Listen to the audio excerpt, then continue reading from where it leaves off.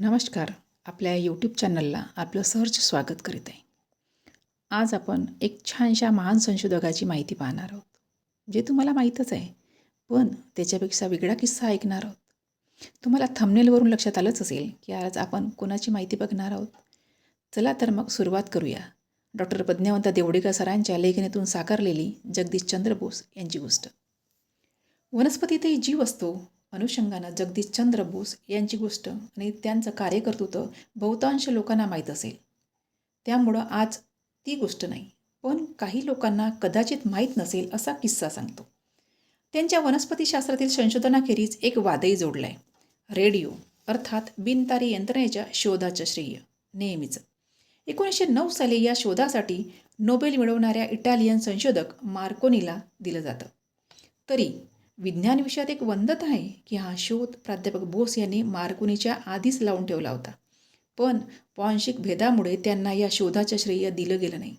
1896-97 साली मार्कोनी आणि प्राध्यापक बोस हे दोघंही लंडनला हजर होते.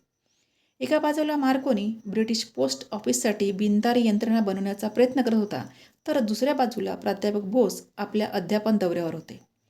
तत्कालीन प्रस्थापित मॅकलर या विशेषांकात 1897 साली मार्चच्या महिन्यात या दोघांची संयुक्त मुलाखतही झाली, ज्यात बोस यांनी मार्कोनीची प्रशंसाही केली. तीही जेव्हा ब्रिटिश संशोधक अपूर्ण शिक्षण आणि कमी गुणांमुळे त्यांची खिल्ली उडत होते. सोबत बोस यांनी आपल्या व्यावसायिक टेलिग्राफिक अजिबात रस नसल्याचं कबूल केले.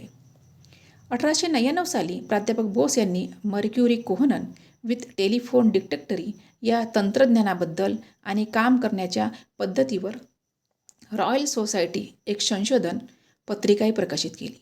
पण कर्मधर्म संयोगानं त्यांची डायरी हरवली, ज्या त्या संशोधनाबाबतही इत्थंभूत माहिती लिहून ठेवली होती. दुसऱ्या बाजूला मार्कोनीला या शोधाच्या व्यावसायिक फायद्याची कल्पना आली आणि त्यानं आपला बालमित्र लुईस सोलारी याला सोबत घेत एक उत्कृष्ट आराखडा तयार केला. 1901 साली मार्कोनीने जगासमोर ठेवलेलं तंत्र प्राध्यापक बोस यांच्या नोंदीवर आधारित होतं. मार्कोनीनं ब्रिटनमध्ये याचं पेटंटही घेतलं आणि नोबेलही मिळवला, पण चुकूनही याचं श्रेय प्राध्यापक बोस यांना कधीच दिलं नाही.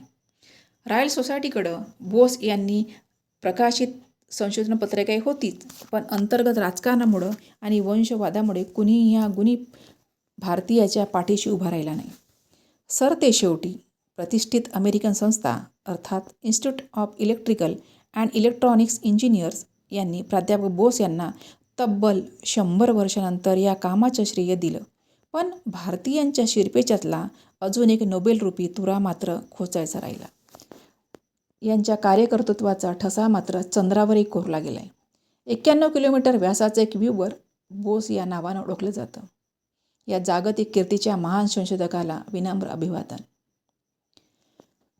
ही माहिती तुम्हाला आवडलीच असेल आणि धन्यवाद. आपण हा पूर्ण व्हिडिओ ऐकून घेतला. तर भेटूया अशाच पुढील संशोधकाची माहिती घेऊन.